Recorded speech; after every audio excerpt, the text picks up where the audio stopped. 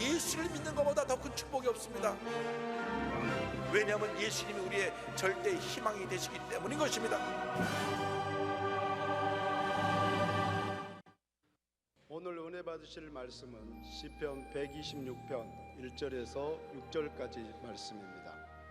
시편 126편 1절에서 6절까지 말씀을 다 같이 봉독하겠습니다. 야훼께서 시온의 포로를 돌려보내실 때 우리는 꿈꾸는 것 같았도다. 그때 우리 입에는 웃음이 가득하고 우리 혀에는 찬양이 찼었도다. 그때 문나라 가운데서 말하기를 야훼께서 그들을 위하여 큰 일을 행하셨다 하였도다. 야훼께서 우리를 위하여 큰 일을 행하셨으니 우리는 기쁘도다. 야훼여 우리의 포로를 남방 시내들같이 돌려보내소서. 눈물을 흘리며 씨를 뿌리는 자는 기쁨으로 거두리로다. 울며 씨를 뿌리러 나가는 자는 반드시 기쁨으로 그 곡식단을 가지고 돌아오리로다. 아멘.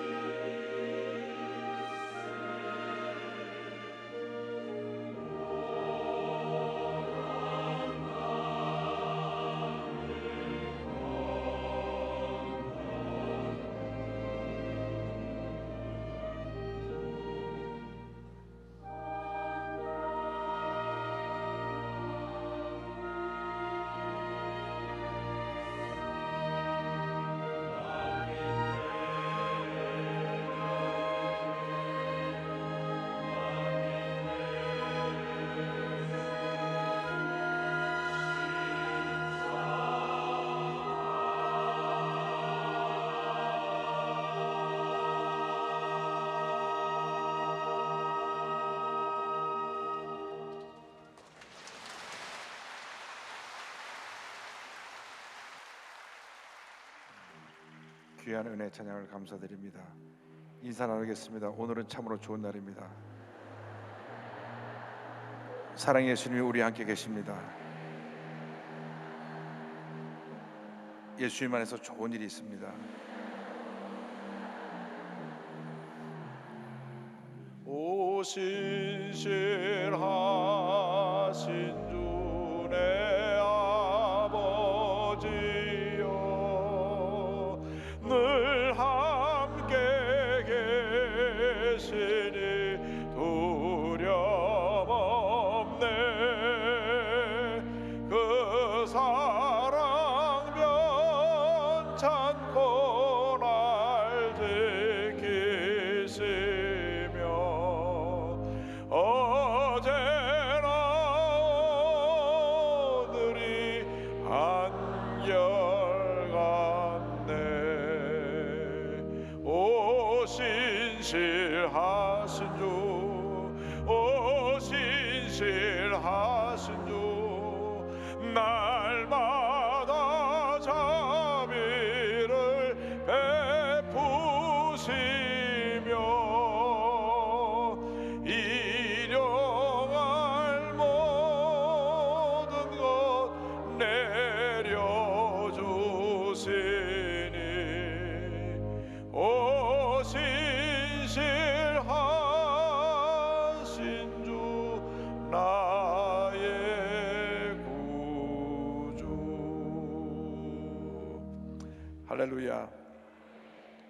주님이 우리를 붙드시고 도와줄 것을 믿습니다.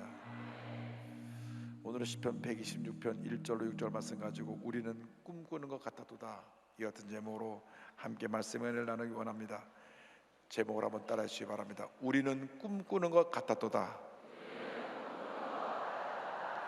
우리는 꿈꾸는 것 같았도다.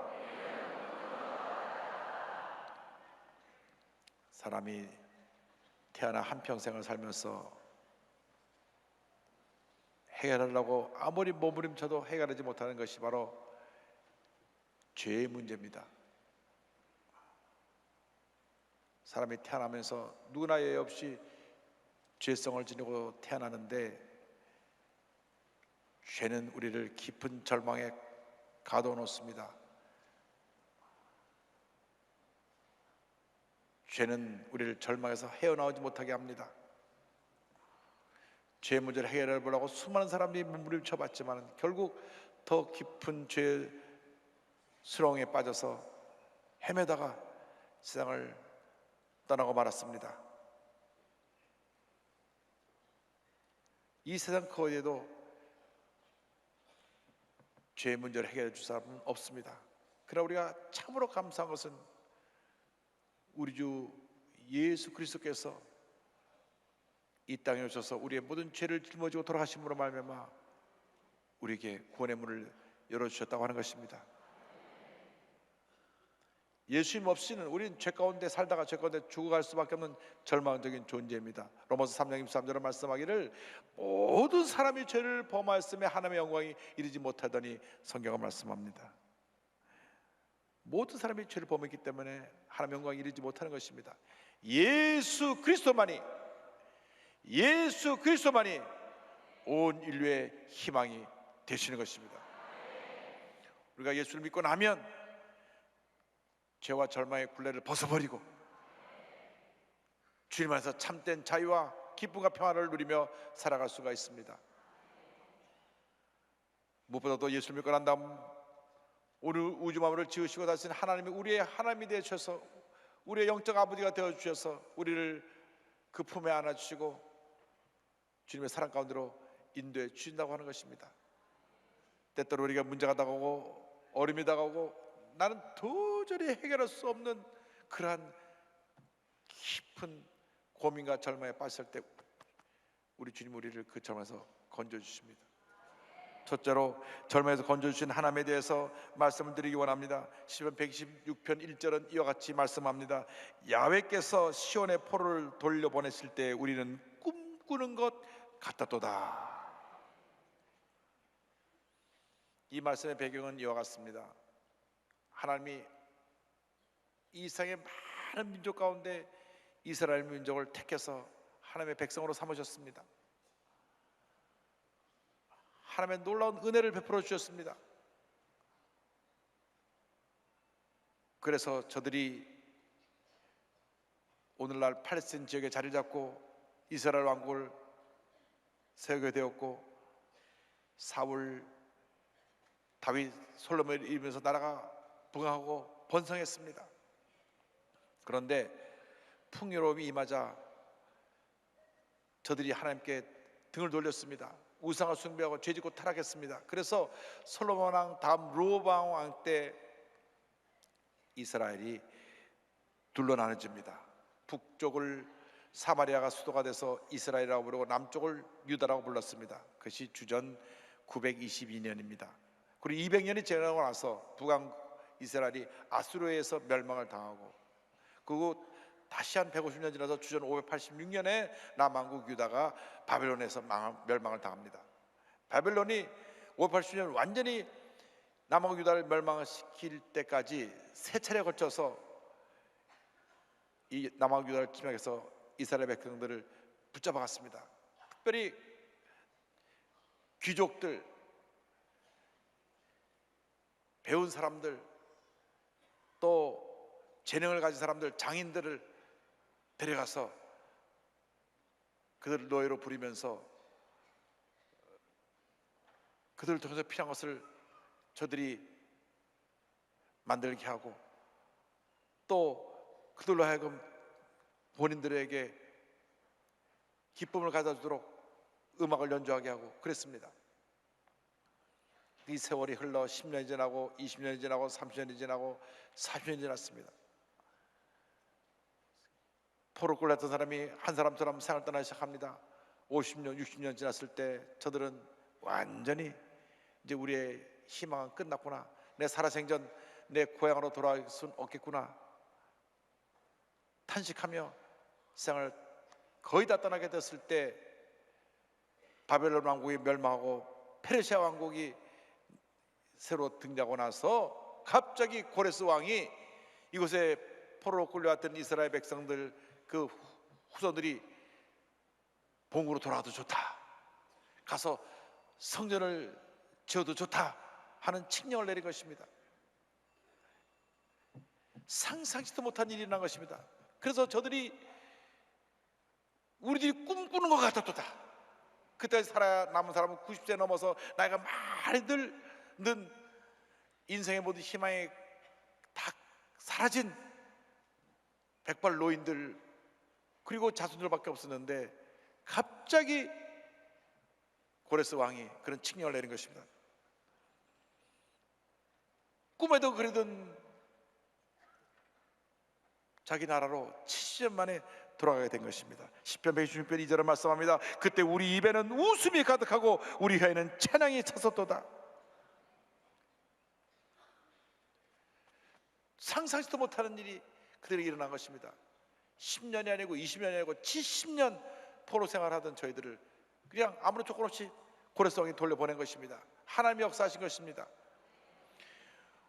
누구도 내가 예수 믿고 이렇게 구원받아 복받은 삶을 살게 한다는 것을 상상치 못했을 것입니다. 죄 가운데 태어나서 죄 가운데 살다가 죄 가운데 죽어갈 수밖에 없는 우리 운명이었는데 어느 때 하나님이 우리를 부르신 것입니다. 너는 내 것이라고 부르신 것입니다. 내가 믿는 가정에 태어나서 주님이 부르셨든지, 친구를 통해서 내가 부름을 받고 교회를 왔든지, 아니면 처음으로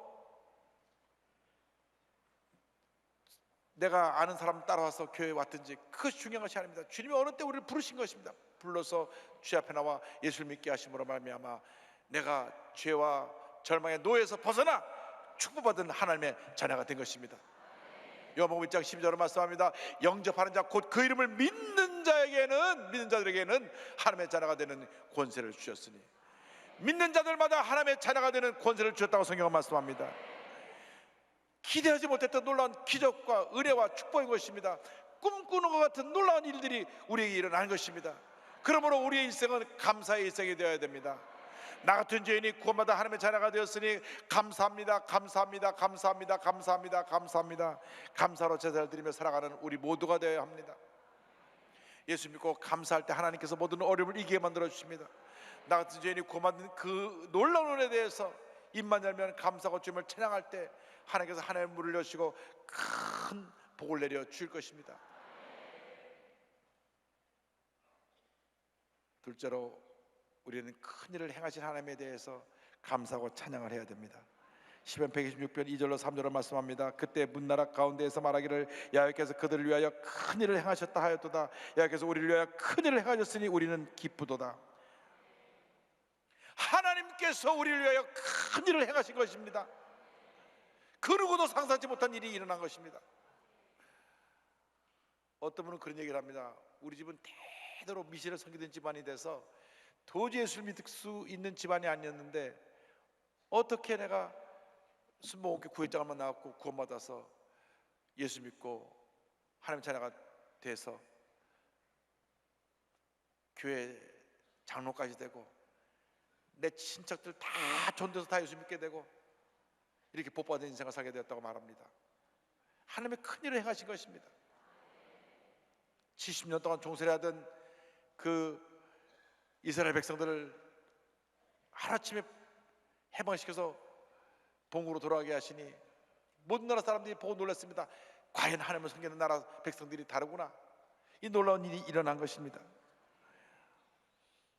1차, 2차, 3차에 거쳐서 포로를 끌었던 저들이 다 풀려나게 되었습니다. 그런데 70년 동안 포로 생활하는 가운데 이미 나라가 멸망했기 때문에 수많은 사람들이 각 나라에 흩어져 노예처럼 살았습니다. 그들이 다 주님께 돌아오게 하여 주옵소서. 시편 126편 4절은 말씀합니다. 야훼여 우리의 포로를 남방 시내들 같이 돌려보내소서. 이스라엘 남방 시내는 건기 때는 바짝 말랐지만 우기 때는 물이 막 차고 넘쳐 흘러서 주변을 적십니다. 물이 흘러 넘쳐가는 것처럼 차고 넘치는 것처럼 온 흩어졌던 이스라엘 백성들이 다 본국으로 돌아와 주님을 찬양하게 하여 주시옵소서. 하나님께서 이스라엘 백성처럼 우리 대한민국을 사랑하셨습니다. 1910년 일본에서 강제적으로 우리나라가 통합당하고 모든 주권을 잃어버렸을 때 9년 후에 3.1운동을 통해서 우리가 독립 만세운동을 벌였지만 독립을 이루지 못하고 그로부터 35년 지나서 1945년 8월 15일 꿈에도 그리던 해방을 맞게 된 것입니다. 하나님이 하신 것입니다. 할렐루야. 그 누구도 상상치 못한 일이 일어난 것입니다. 35년 동안 일제차였던 우리가 1945년 8월 18일에 해방됐는데 해방의 기쁨도 잠시 나라가 반으로 나눠져서 북쪽은 공산 국가가 되고 남쪽은 자유민주국가가 됐습니다. 그렇게 나눠지지 올해로 74년입니다. 주여 우리 대한민국의 진정한 통일이라고 하여 주시되 예수 그리스도의 복음을 통한 복음 통일, 자유민주국가의 통일이 이루어지게 하여 주시옵소서. 제2차 세계대전이 끝나고 난 후 2차 세계대전을 일으킨 장본인 독일도 마찬가지로 반이 나눠져서 동쪽은 공산국가가 되고 서쪽은 자유민주주의 국가가 됐습니다. 그 나라가 갑자기 통일된다는 것은 그 누구도 상상하지 못했습니다. 그러나 1982년 5월부터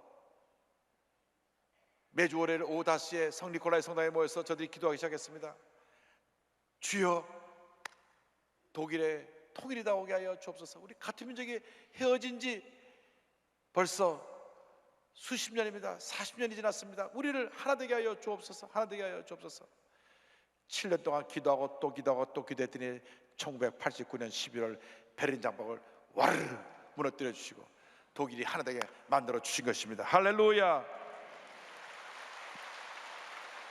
이 어떤 놀라운 일들이 우리 대한민국도 일어나게 하여 주시옵소서. 예레미야 33장 2절을 말씀합니다. 이를 행하시는 야훼, 그것을 만들며 성취하시는 야훼, 이를 그 이름을 야훼라 하는 이가 이와 같이 이루시도다. 할렐루야. 주님이 이를 행하시고 그 일을 만드시고 성취하시는 것입니다. 주님께 맡기고 믿고 의지하고 기도하고 나가면 반드시 주님의 날에 놀라운 기적이 일어나게 될 것입니다. 우리가 우리 인생의 운전대를 쥐고 운전하는 것 같지만 우리 뒤에 우리 일생을 주관하신 주님이 우리 운전을 딱 붙잡고 우리의 길을 인도하고 계신 것입니다. 우리의 길을 인도하고 계시고 우리 교회의 길을 인도하고 계시고 우리 대한민국의 길을 인도하고 계시고 전 세계 교회를 인도하고 계신 것입니다. 이 하나님은 참으로 좋으신 하나님이십니다. 셋째로 합력과 선을 이루신 하나님에 대해서 말씀을 드리기 원합니다. 시편 126편 5절과 6절을 말씀합니다. 눈물을 흘리며 씨를 뿌리는 자는 기쁨으로 거두리로다. 울며 씨를 뿌리러 나가는 자는 반드시 기쁨으로 그 곡식단을 가지고 돌아오리로다. 이스라엘 백성들이 바벨론에서 70년 동안 포로 생활하면서 울고 또 울고 또 울었습니다. 고향이 그리워서 울고 헤어진 가족이 그리워서 울고 그 성전이 무너진 것이 너무 안타까워서 마음이 괴로워서 울고 포로 생활로 저들이 당하는 고난 때문에 울고 그들에게 조롱당하고 멸시당한 그 아픔 때문에 울고 또 울었습니다. 울면서 주님을 바라보았습니다. 주님, 나의 눈물을 보시옵소서. 나의 눈물을 보시옵소서. 나의 눈물을 보시옵소서. 너무나 힘들고 고통스럽고 괴로워서 그들은 울고 또 울었습니다. 그 눈물이 헛되지 않았습니다. 그 눈물이 다 하늘나라의 보석함에 쌓인 보석돌로 변화되어서 주님의 때에 위대한 기적을 만들어내게 된 것입니다. 70년 만에 그 눈물의 양이 다 찼을 때 수증기가 올라가서 그 양의 참은 비가 내려 쏟아지듯이 눈물의 기도가 상달되어 은혜의 비로 쏟아지게 된 것입니다. 농부가 봄에 나가서 밭을 갈고 씨앗을 뿌리며 땀을 뻘뻘 흘리며 정말 온몸이 부서지게 일을 합니다. 눈물로 씨앗을 뿌립니다. 그러나 가을이 돼서 풍성한 곡식과 열매를 거둘 때는 그 눈물의 씨앗이 기쁨의 곡식에 다녀 그들에게 돌아오는 것입니다. 우리 인생도 마찬가지입니다. 여러분이 눈물을 흘리면 흘릴수록 그 눈물들이 주님의 보좌에 상대하여 주님이 기억하신 눈물들이 되어서 반드시 응답으로 기적으로 축복으로 은혜로 여러분에게 다가올 것입니다. 자녀를 위해서 흘린 눈물만큼 그 자녀의 일생이 빛난 일생이 될 것입니다. 가족을 위해서 흘린 눈물만큼 그 가족의 그것이 축복으로 은혜로 다가올 것입니다. 직장과 사업에서 흘린 눈물만큼 하나님의 은혜가 직장과 사업에 임할 것입니다. 여러분의 미래를 위해서 흘린 눈물만큼 여러분의 미래가 아름답게 변화될 것입니다.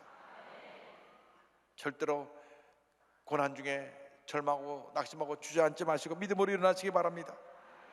모든 것이 합력한 손을 이루신 주님의 은혜를 체험하시길 바랍니다.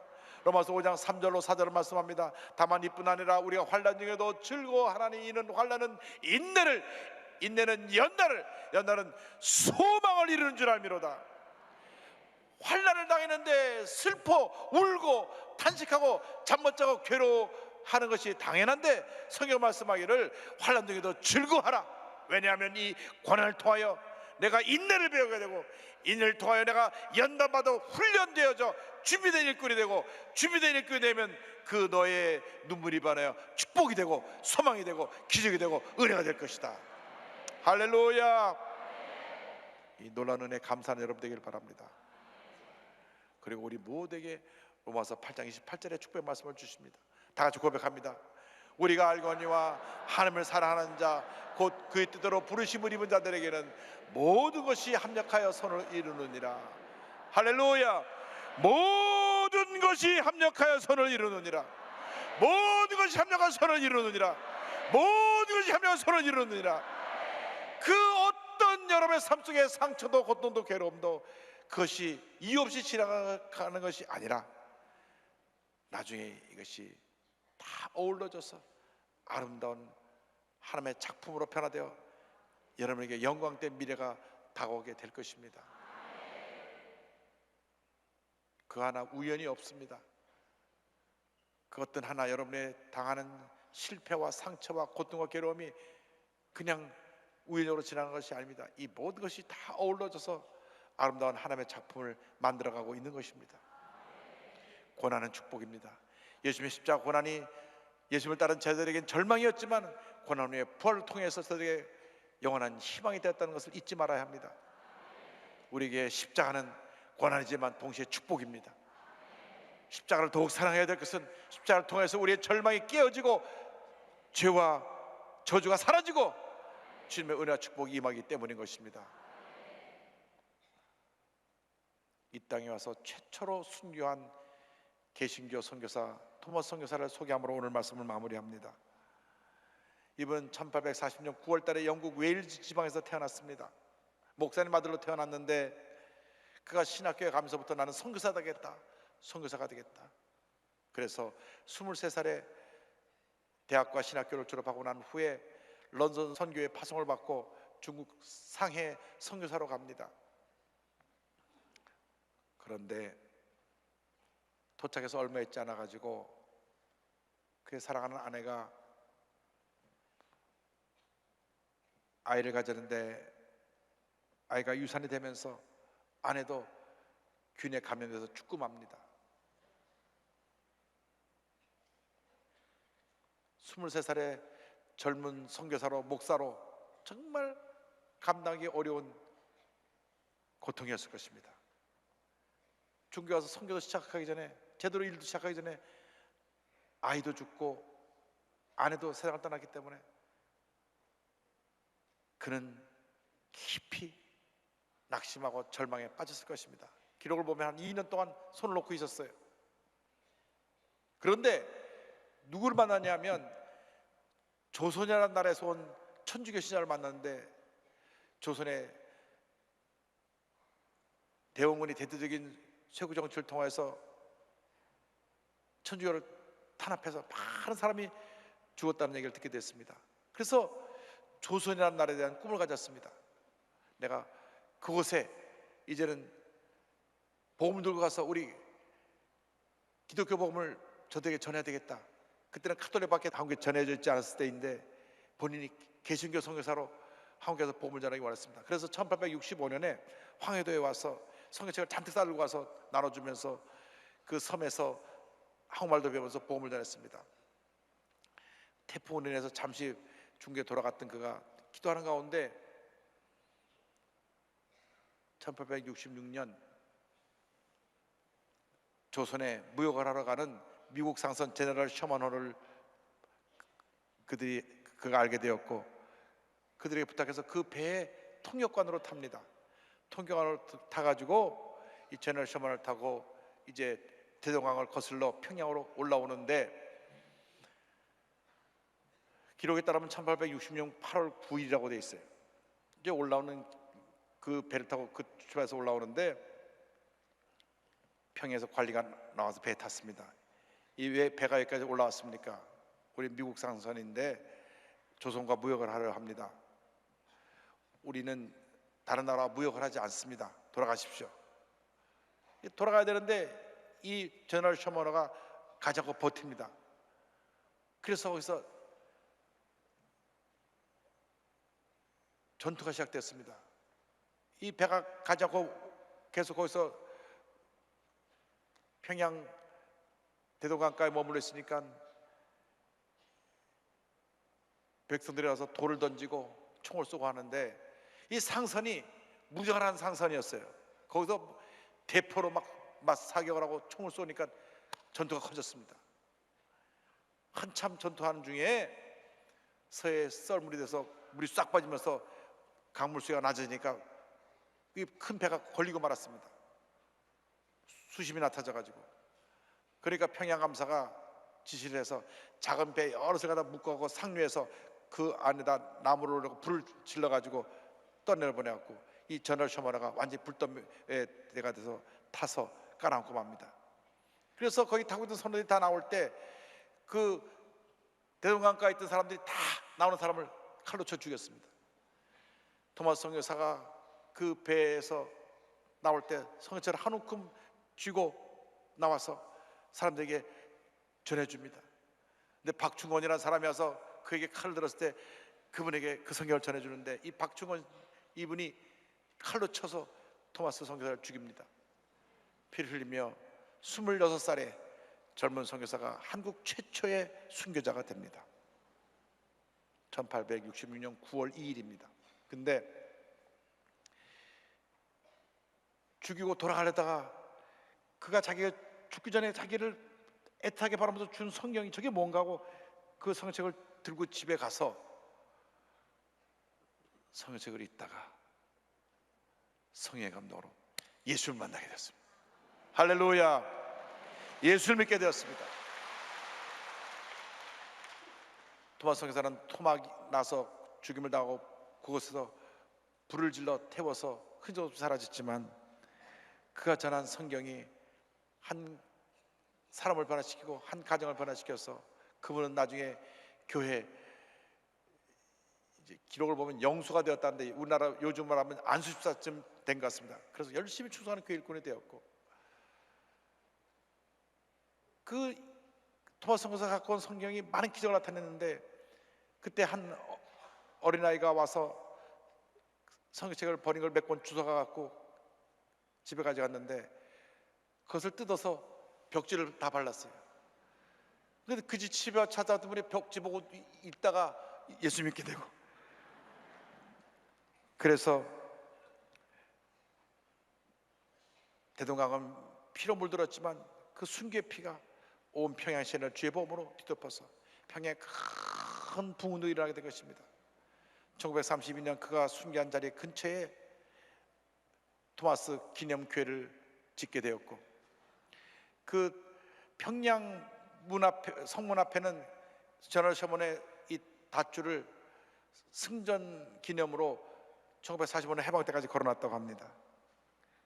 그런데 그 순교의 피가 온 평양을 뒤덮고 북한을 뒤덮어서 평양이 복음화 되고 북한이 복음화 되고 그 복음이 이 월남한 사람을 통해서 남쪽에 더욱 확산되어 우리 대한민국이 지금 아시아 최대 기독교 국가로 변화가 된 것입니다. 이 모두 하나님의 은혜입니다. 할렐루야. 평양은 한때 동양의 예루살렘으로까지 불리움을 받았고요, 초대 교부인 터툴리아는 순교자의 피는 교회의 씨앗이 되고 교회는 순교자의 피를 먹고 자란다고 말한 바 있습니다.